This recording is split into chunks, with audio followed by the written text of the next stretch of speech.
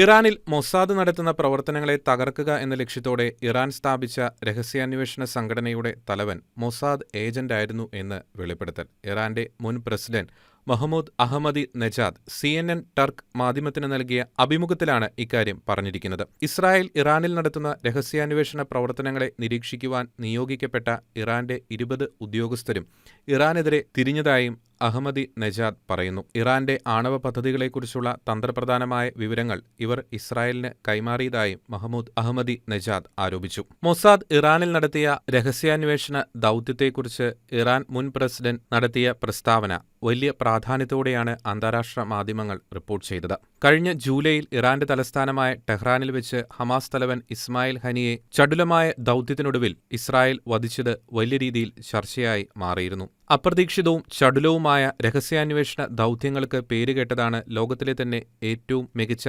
രഹസ്യാന്വേഷണ സംഘടനകളിൽ ഒന്നായ മൊസാദ്.